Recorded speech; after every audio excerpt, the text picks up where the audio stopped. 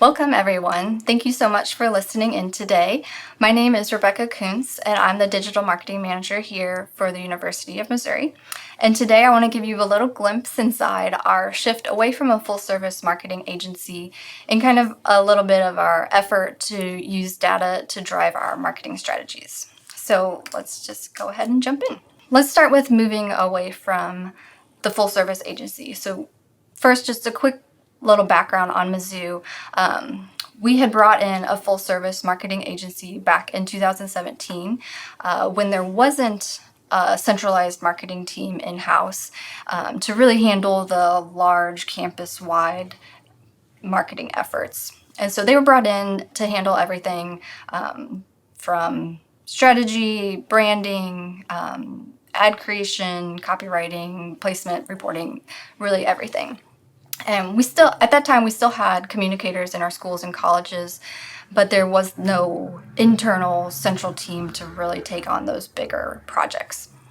So then fast forward a couple years to 2019, Mizzou's new CMO decided to build an in-house marketing team and really explore the idea of taking over some of the work from that full service agency and bringing it in-house. So I'll touch on that team structure and what that kind of looks like in the next slide, but that was really the first step toward our shift away from a full service agency.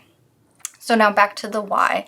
Our main reasons we wanted to move away from the full service agency model were, one, to gain control over our campaigns.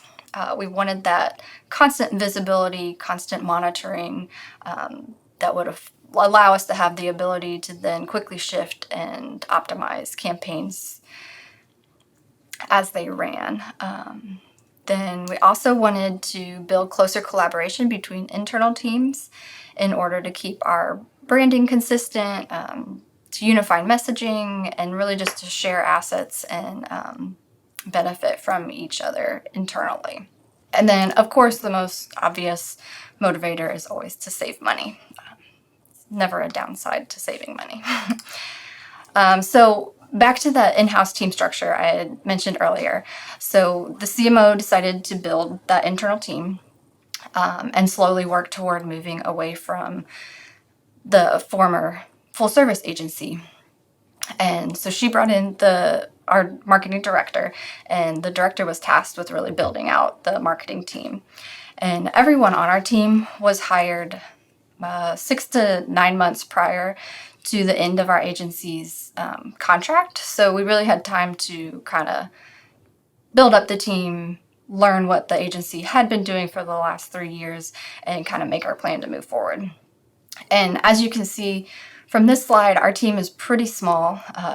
We like to say we're lean and mean. But because we are so small still, we do keep a media placement agency on record to help manage some of the bulkier placements and just some of the stuff that we don't have this capacity to take on just yet. But the people we do have, like I said, include our director and then myself as the digital marketing manager. Together, the two of us really develop the bulk of our strategies. Then we have a digital marketing specialist, so that person handles our placements in-house, optimizations of our campaigns, and reporting, that sort of thing. Then we have 3 designers. One focuses on animation, one focuses on digital ad placements, and the other more of the static vector hand-drawn elements, that sort of thing. Then we have our content manager and our project manager that keeps us all on task. So, like I said, a small team, but we've been able to accomplish a lot. So once we had our team in place and we were all up to speed on what the agency had done, we really got to dive into the fun part of planning the strategy and deciding what we wanted to do differently when we took over. So our biggest focus, we felt that a data-driven approach is what was needed to kind of improve some of the campaigns that had been running in the past. So a few steps we followed to develop that data-driven strategy include, first, data collection. We pulled enrollment data from our enrollment CRM for the past 4 years. So we wanted to see what students who enrolled over the past 4 years really looked like. And so next we analyzed that data, started digging in to see what kind of commonalities, trends, any similarities we could find among past students that would really give us a picture of who is coming to our school. Some of the things we looked for were like application and enrollment rates, broken down by state, region, ethnicity, gender, really anything we could to try to build that picture of who's most likely to choose Mizzou. We wanted to fully understand the typical incoming audience and what they look like. So here's just a couple examples of some data from our analysis report. This bar chart here shows the percent of our enrolled students that visited campus prior to enrolling, and then it's broken down even further by ethnicity. The darker chart, which is a little hard to see, but it's a map of the United States, and that one's just a heat map of where our applications are coming from. So we can see if there are areas we maybe hadn't focused on before, but we're getting some good organic traffic. So once we understood who was typically applying and enrolling, we had a better picture of who we needed to target, what that target audience would look like. So next step would be to define your target audience. That would include things like demographics, locations, anything along those lines. And we really used that enrollment data to help us determine locations. We paid really close attention to application and enrollment rates over time. So we were able to find cities or states where either we saw consistently high enrollment and application rates or showed the potential for high rates. So things like an area may pop up with a decent rate, but we had never really put marketing dollars in that area. So the thought process is, well, maybe if we put dollars behind it, it could increase even more. Then the next step we took was to start researching where that audience could be found online. So how can we get our ads in front of them? Where do these people tend to be online? And that determines what your placements are going to be in your strategy. Then the next step would be to figure out the messaging. So what tone resonates best with your target audience? What kind of messaging points are they interested in? What about your school would be most intriguing to them? Those sorts of things.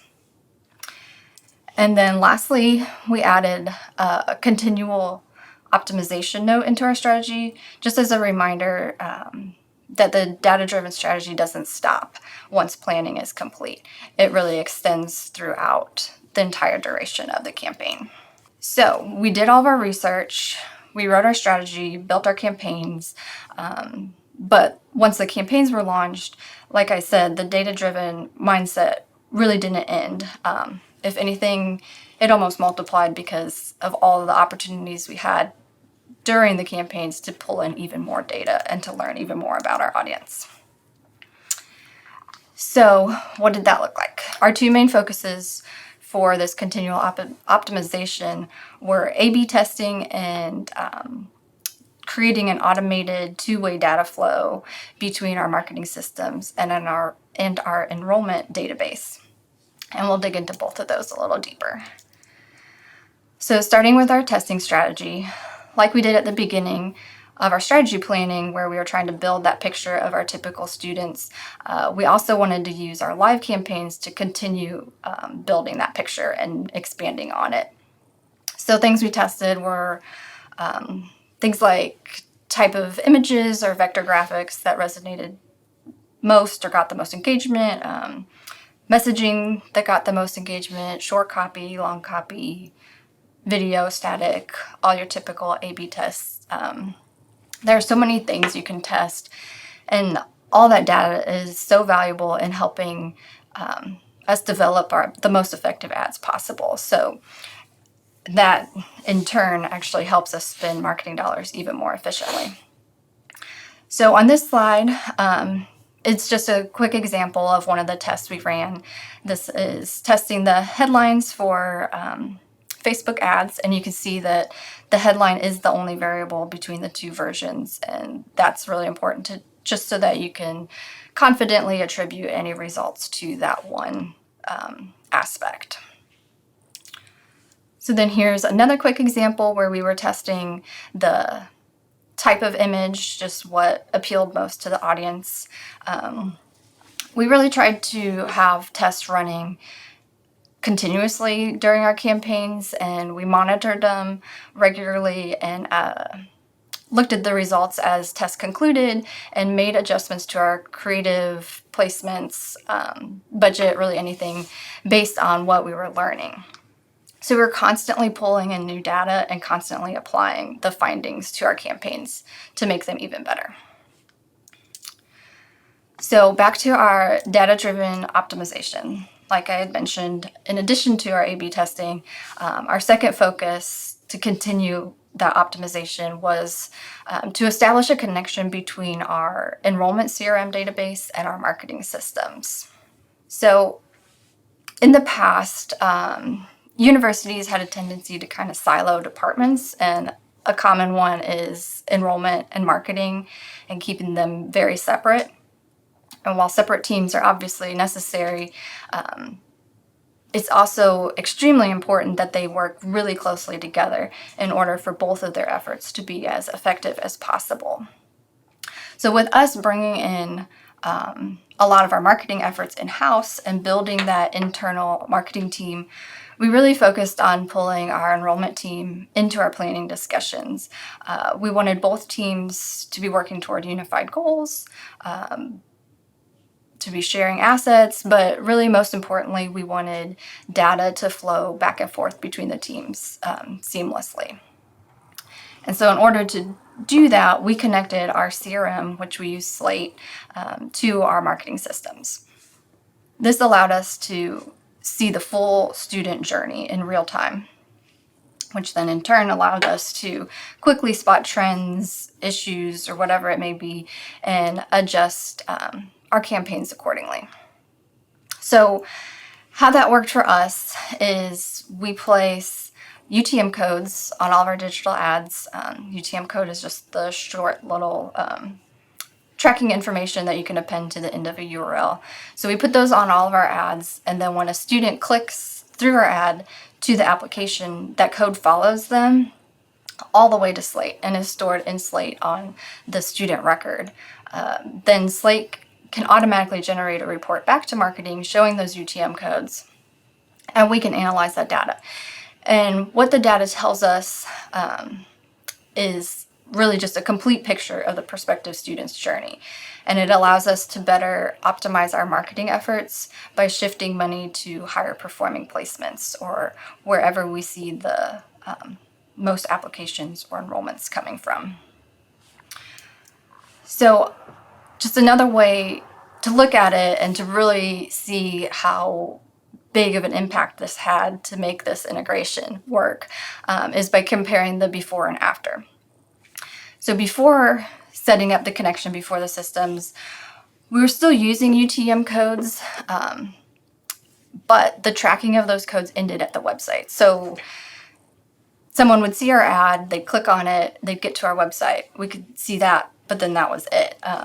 We couldn't follow marketing-generated users any further through the application process than they simply got to the website. So you see, it wasn't the complete picture. But now that we have the integration fully set up and those UTM parameters are appended to a Slate record or CRM record, we can now follow the campaign effectiveness for as long as the record exists, from that very first touch point to enrollment and everything in between. So we can see things like how many touch points each record has, and because this is living in our CRM, touchpoint isn't limited to just marketing or just the enrollment team. It's everything. So it can be clicking a digital ad, a website visit, it could be an email, but it could also be like a recruiter interaction. They took a tour on campus. attended an event, anything they do during that process is all in one place now. We can also see things like the average number of times a prospect visits the website. And going even further into that, you can see what pages are visited most at each step of the process. We can see things like how many days it takes from that very first touch point until they're enrolled, or how many days it takes to complete an application, and just so much more. So just like with the testing data we collected throughout the campaigns, we were also continually monitoring what we were seeing through this tracking and CRM data and making campaign optimizations based on those findings. So we're always learning and always adjusting, and always optimizing. So we used data to drive our strategy.